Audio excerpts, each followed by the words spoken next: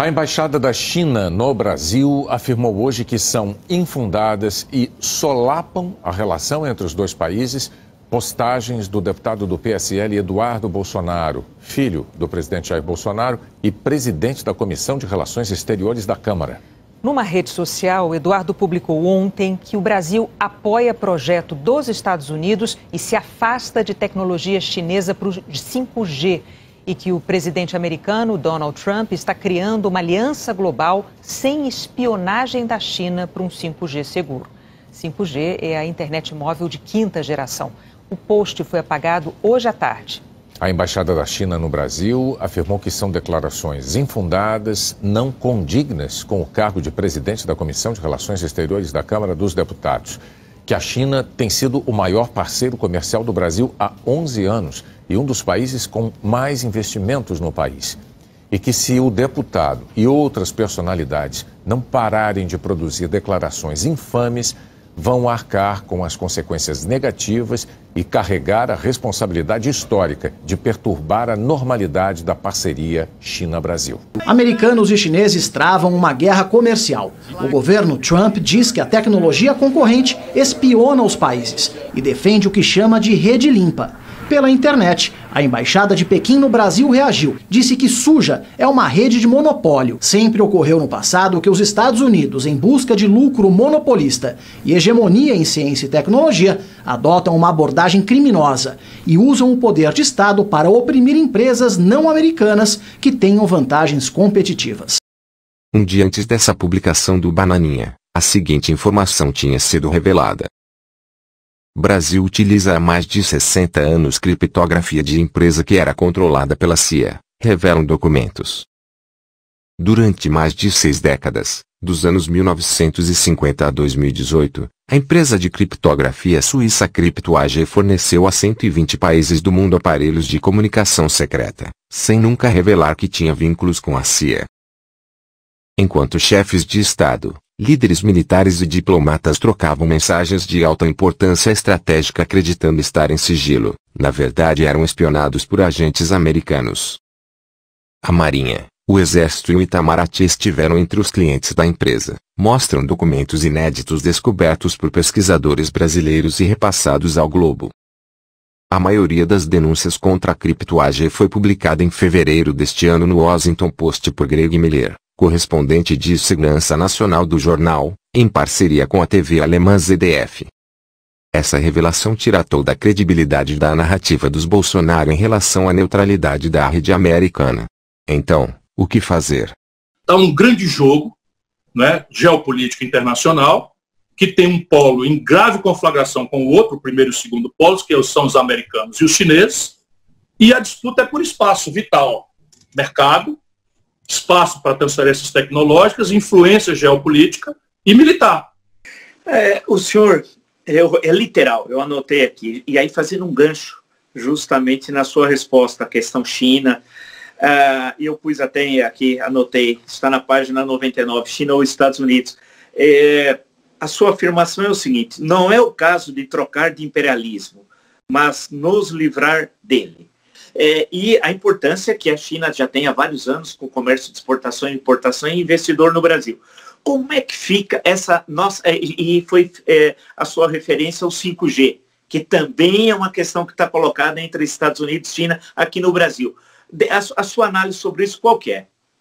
Bom, tudo que eu tenho procurado falar guarda coerência com a questão prática, embora pareça, né, nas nossas elucubrações aqui, um assunto distante. Mas tudo isso tem a ver, quer dizer, a questão do 5G é uma urgência que revela claramente os limites que um país como o nosso vai sofrer sempre quando tentar mandar no seu próprio nariz.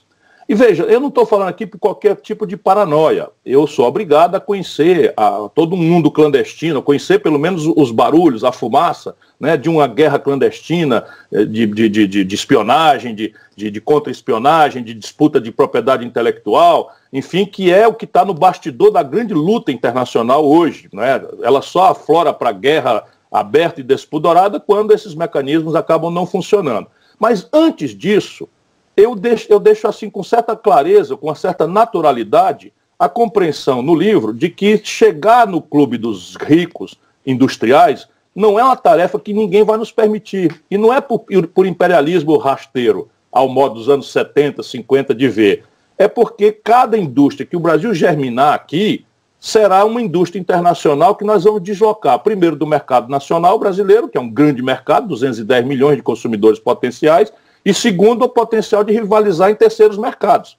Portanto, nós não vamos conseguir manter uma estrutura industrial brasileira, nem expandi-la na direção daqueles caminhos que eu proponho, se nós não tivermos clareza, não é, de que nós precisamos ter um projeto nacional de desenvolvimento assentado numa grande política exterior, uma política externa absolutamente ativa, radicalmente diferente de tudo que tem sido feito recentemente no Brasil, e um sistema de defesa com a capacidade dissuasória. Não quero ir à guerra contra ninguém, mas é preciso que você tenha a capacidade de dizer não. E o Brasil está sendo proscrito. Por quê? Porque nós simplesmente não temos mais capacidade de competir em praticamente nada. E aí tem coisas práticas. Por que eu não posso aceitar o imperialismo? Porque a China também não quer que o Brasil seja um país industrial. Os americanos nunca quiseram. Os ingleses lá atrás nunca quiseram.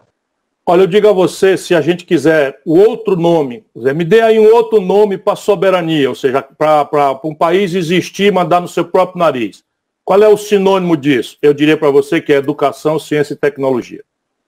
Por quê? Porque tudo hoje, tudo, nós estamos conversando aqui em plena pandemia com, sei lá, milhares de pessoas, sabe-se lá quantas pessoas tem, vai ficar gravado. Isso aqui tudo é tecnologia. Olha, a Universidade Estadual da Paraíba demorou menos de 3 semanas, Mara, para desenvolver um respirador brasileiro muito mais barato e com a mesma eficiência do melhor respirador inglês, italiano, alemão ou norte-americano ou chinês. Mas fez isso na marra, fez isso sem uma política, ela não vai ganhar escala nunca, porque está lá o domínio tecnológico, o que quer dizer o seguinte, que a inteligência o nosso povo tem. Mas a aposta em ciência e tecnologia brasileira é trágica. Quer ver o número que eu trago para o livro? O Brasil é o 13º país do mundo em produção científica.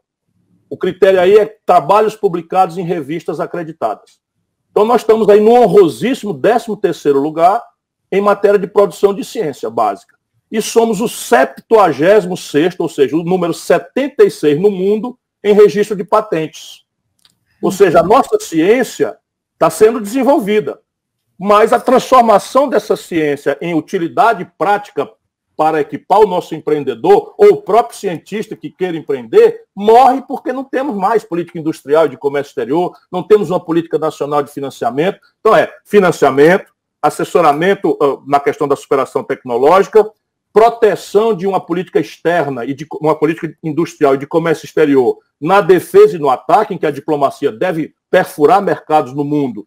Esse ponto eu achei excelente quando você coloca no livro, porque é uma coisa que a gente não olha muito, que é a questão da política externa. E aí você até chama atenção para a questão da China, da Huawei, enfim, e todos esses... A política externa brasileira, quer dizer, você pensar nela não apenas na questão comercial, enfim, de abertura de mercado, mas toda essa estratégia, inclusive de inteligência e contra-inteligência, né? Um projeto nacional, para ser viável, ele tem que ser realista. E então ele precisa ter uma perna numa estrutura de defesa absolutamente profissional, com a capacidade de ser reconhecida globalmente como uma força dissuasória.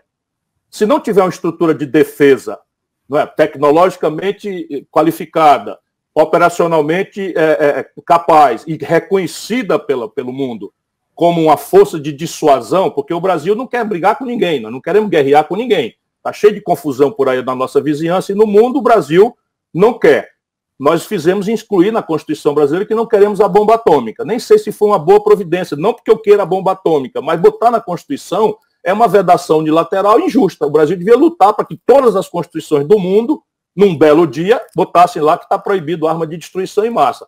Abrimos mão por vassalagem aí, está lá, nós não vamos revogar.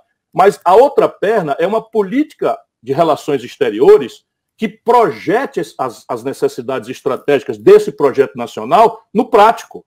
De um lado, uma agenda que é a revisitação do extraordinário espírito profissional do Barão do Rio Branco, que contamina o nosso Itamaraty, que hoje está entregue a um lunático, um bandido, um maluco, destruindo o bom nome que o Brasil construiu ao longo de séculos.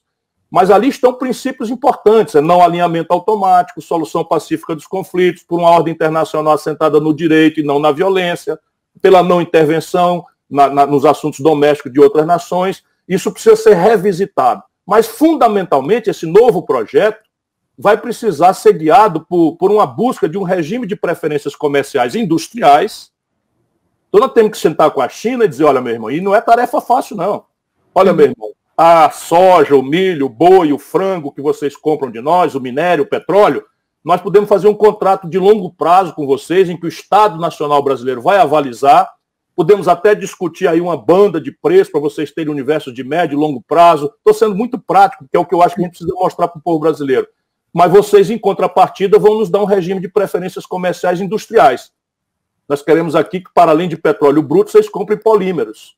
Vocês comprem, não é, fibras, novos materiais do nosso polo petroquímico. Nós queremos que vocês nos deem preferência comercial no complexo industrial da saúde. Não é? Porque são esses, o complexo do agronegócio e o complexo da defesa. Por que eu elegi isso? Porque são os 4 setores onde o Brasil tem o gasto já acontecendo. Só na saúde, Mara, o Brasil importa do estrangeiro algo ao redor, o Brasil, União Federal. Só a União Federal importa 17 bilhões de dólares. Esse ano vai aloprar porque nós estamos comprando EPIs, ou seja, máscara, bata, touca da China. O Brasil simplesmente não perdeu a capacidade por imprudência dos nossos líderes, por falta de guia, de projeto. Então, o próprio mercado interno já daria escala para o Brasil. 17 bilhões de dólares vezes 5, nós estamos falando em 100 bilhões de reais. No momento como esse, quer dizer, dado a pandemia... Buscar um regime de preferência comercial, industrial, buscar um regime de transferências tecnológicas sensíveis e buscar um regime de financiamento rebelde às interdições de Bretton Woods. A maluquice de Banco Mundial, FMI, não deixa o Brasil para canto nenhum. Não é? Não deixa nem o Brasil, nem nenhum lugar que deles necessitar. Então, essa é a guia da política externa que o projeto advoga.